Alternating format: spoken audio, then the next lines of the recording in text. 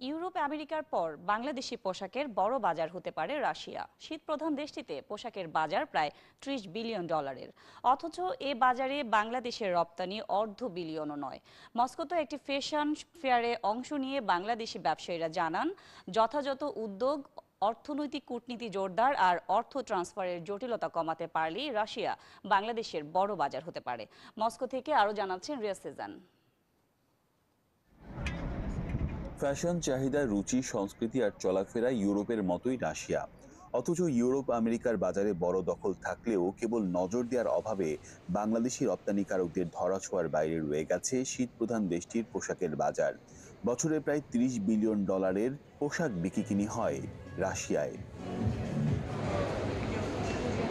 সম্প্রতি রাশিয়ায় সবচেয়ে বড় fashion trade fair collection premier Moscow বা সিপিএমে এসে এমন মন্তব্য করেছেন বাংলাদেশি ব্যবসায়ীরা।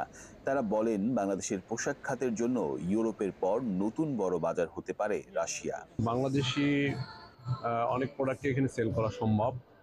এক্সপোর্ট বলেন, ইম্পোর্ট বলেন, এক্সপোর্টের সাইডটা বেশি।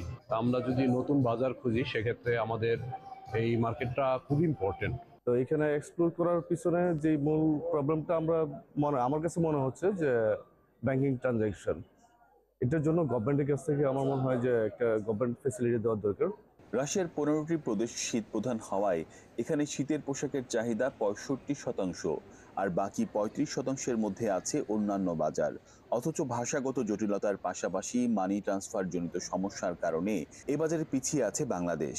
ব্যবসায়ীরা বলছেন, কূটনৈতিক সম্পর্ক জোরদার হলে এসব বাধা দূর হয়ে যাবে। 30 জনকে দিলে 10 জন কন্ট্যাক্ট করবেই, কারণ তারা জানে Bangladesh is a good manufacture, but they don't have, তাদের খুব ভালো কানেক্টিভিটি নেই। এখন গ্লোবাল মার্কেটের মধ্যে আমার মনে হচ্ছে যে আমরা এই মার্কেটটাকে যদি ধরতে পারি, সো দ্যাট এই যে গভর্নমেন্টের এই ফ্যাসিলিটিগুলি পেলে আমার মনে হয় that surely we can get a very good market.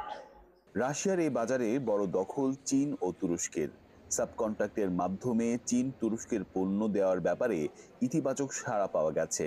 মেলার বাংলাদেশি আয়োজকরা বলছেন, এখন দরকার সঠিক বাজারজাতকরণ কৌশলের। রাশিয়াতে বিভিন্ন প্রোগ্রামে অংশগ্রহণ করতে হবে, কারণ এই প্রোগ্রামের মধ্যেই আপনার বায়ার এবং সেলারের দ্বিপাক্ষিক আলোচনাটা হয় এবং বিজনেস এখান থেকে শুরু হয়। রাশিয়ার অনেক প্রদেশেই বাংলাদেশের সাথে ব্যবসা করতে আগ্রহী। দেশটির অ্যাসোসিয়েশন অফ ফ্যাশন ইন্ডাস্ট্রির প্রধান বলছেন, বাংলাদেশকে প্রাথমিক পর্যায়ে কন্ট্রাক্ট প্রোডাকশনের মাধ্যমেই রাশিয়ার বাজারে ঢুকতে হবে। আমাদের এখন সবচেয়ে বেশি প্রয়োজন কন্ট্রাক্ট প্রোডাকশনের মাধ্যমে বাজারে ঢুকতে হবে, এবং রাশিয়ার বাজারে ফেব্রিক্স এবং ব্যাকগ্রাউন্ড যেই কাঁচামালের প্রয়োজন সেই জায়গায় কাজ করতে হবে।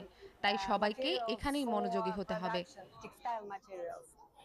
2021-22 অর্থ বছরে রাশিয়ার বাজারে বাংলাদেশের মোট রপ্তানি ছিল $593 মিলিয়ন, যা 2022-23-এ বেড়ে দাঁড়িয়েছে $623 মিলিয়ন। তাই বলা যায়, ধারাবাহিকভাবেই বাড়ছে রাশিয়ায় রপ্তানি। Riya Shezan, 71, Moscow, Russia.